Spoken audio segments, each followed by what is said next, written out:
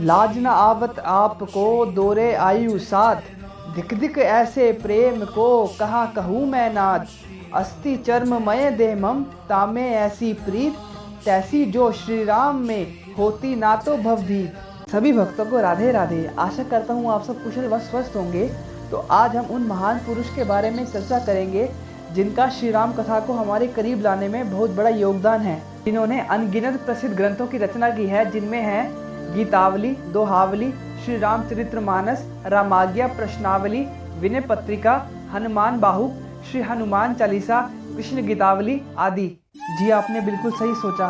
तो हम आज जानेंगे हमारे भारतीय संस्कृति के महान उन्नायक, महान कवि श्रीमद् गोस्वामी तुलसीदास जी के बारे में। आपसे एक निवेदन है कि वीडियो आगे देखने से पहले कमेंट्स में जय श्री राम जरूर लिखें। श्रीमद् गोस्वामी तुलसीदास जी का जन्म उत्तर प्रदेश के बांदा जिले का राजपुर ग्राम में सन 1532 में माना जाता है।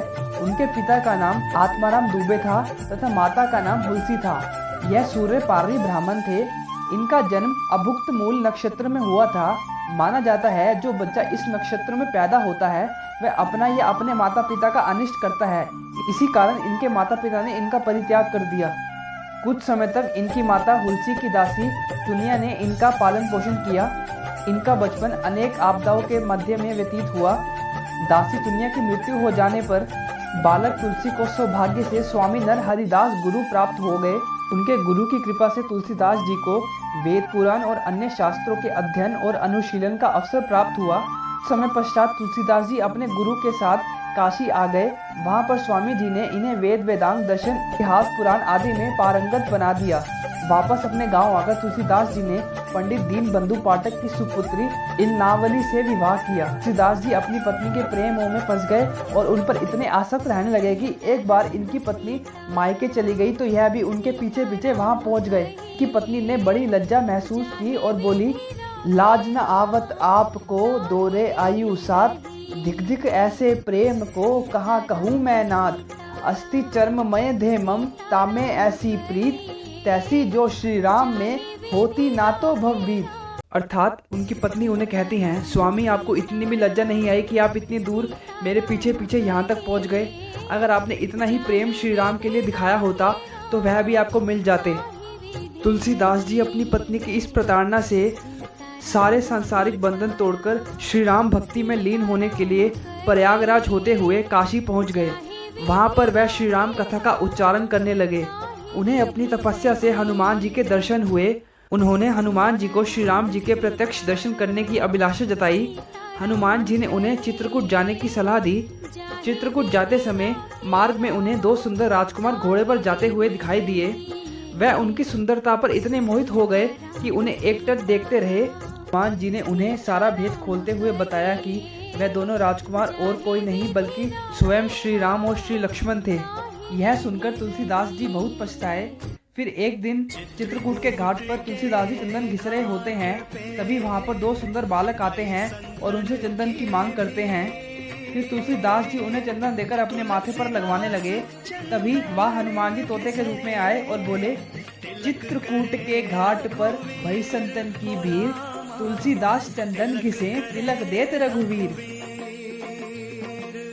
यह सुनकर तुलसीदास जी समझ गए कि यह दोनों बालक श्री राम व लक्ष्मण हैं। उन्होंने भगवान की रूपा माधुरी को चखकर पिया।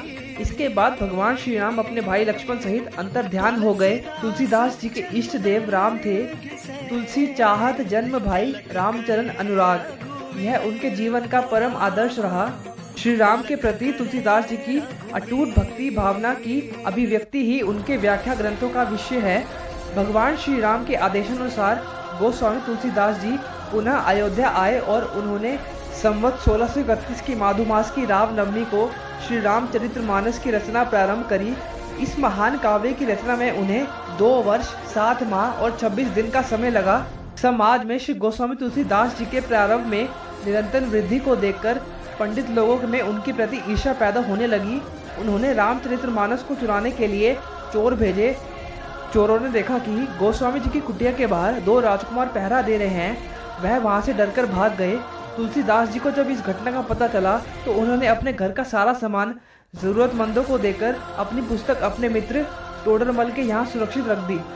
तुलसीदास जी का रामचरितमानस सबसे अधिक प्रसिद्ध महाकाव्य है। भाषा, भाव, उद्देश्य, कथा वस्तु, चरित्र चित्रण, संवाद, प्रकृति आदि सभी दृष्टियों में हिंदी साहित्य का यह अद्वितीय ग्रंथ है। इसमें तुलसीदास जी के भक्त रूप का चरम उत्कर्ष है। सभी बोलिए जय श्री राम। संवत 1680 में काशी में इनकी पार्थिव लीला समाप्त हो गई। इनकी मृत्यु के संबंध में यह दोहा प्रसिद्ध है। संवत 1680 80 गंग के तीर, श्रावण शुक्ल सप्तमी, तुलसी तजियो शरीर। तो यह सब जो भी आपको मैंने तुलसीदास जी के बारे में बताया है, यह सब श्री रामचरितमानस से लिया गया है। आपको ये वीडियो कैसी लगी कमेंट्स करके ज़रूर बताइएगा। ऐसी वीडियोस के लिए हमारे चैनल को सब्सक्राइब कर लीजिए। कुछ नया सीखेंगे अगली वीडियो में, तब तक के लिए राधे राधे।